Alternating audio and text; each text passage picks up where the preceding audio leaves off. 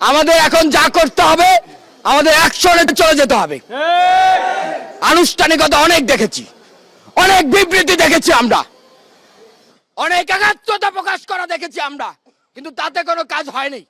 সুতরাং আমরা এই সমবেদনা, একাত্মতা এগুলো আর দেখতে চাই না। আমরা দেখতে চাই মুসলিম বিশ্ব ঐক্যবদ্ধ হয়ে অ্যাকশনে চলে যাক। তেমনি ভাবে আমরা এখন যেটা করতে পারি, আমার মনে হচ্ছে যে আমরা এই আমেরিকার মতো, ইসরায়েলের মতো, ভারতের মতো নরপিশাচদের কথা না বলে আমরা আমাদের যারা মুসলমান কান্ট্রি আছে এদেরকে জাগানো দরকার। এরা ঘুমন্ত অবস্থায় আছে, এদেরকে জাগিয়ে তুলুন। আজকে আপনি আমেরিকার এম্বাসি ঘেরাও করবেন, যুক্তরাষ্ট্র তো জেগে আছে, ওরা তো জেগে আমার বোনের উপর অত্যাচার করছে, ওদেরকে জাগানো লাগবে না। আপনি ইরানের দূতাবাস ঘেরাও করেন, আপনি মালয়েশিয়ার দূতাবাস ঘেরাও করেন, ওদেরকে ঘুম থেকে জাগান, ওদেরকে ঘুম থেকে জাগান যে তোমরা আর কত ঘুমাবা, তোমরা আর কত দুধ আর খেজুর খেয়ে নৃত্য করবা, আর কত। এবার জেগে ওঠো, আমার ভাইকে মারছে, আমার বোনকে মারছে, তোমরা আনুষ্ঠানিকতা বাদ দাও। সুতরাং আমি মনে করি আমেরিকার এম্বাসি নয়, আমি মনে করি এখন সময় হলো ইরানকে জাগানো, সময় হলো মালয়েশিয়াকে জাগানো, সময় হলো তুরস্ককে জাগানো।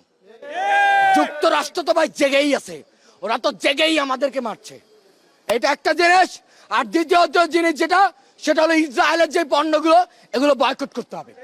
এখন বয়কট করাটার মধ্যে একটা কথা আছে, একটা জিনিস হলো বয়কট করবেন আর বোর জন্য সোনু নিয়ে যাবেন, বোর জন্য এটা নিয়ে যাবেন, ওইটা নিয়ে যাবেন, এরকম বয়কট না। বয়কটটা করতে হবে ইফেক্টফুলি। আপনাকে বয়কট করবেন, তার অল্টারনেটিভ বের করবেন।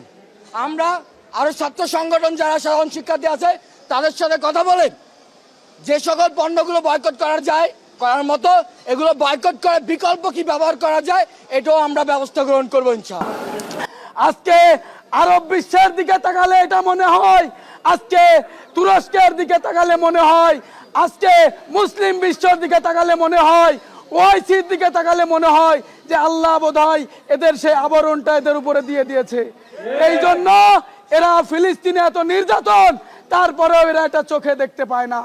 তো আমি সর্বোপরি এই কথা বলেই শেষ করতে চাই, সেটা হলো এখন গাজার যে অবস্থা, জিহাদ ছাড়া এখান থেকে বাঁচার কোনো উপায় নাই। সুতরাং আমাদের মুসলিম বিশ্বকে ঐক্যবদ্ধ হয়ে এই ইসরায়েলি সন্ত্রাসীদেরকে প্রতিহত করতে হবে।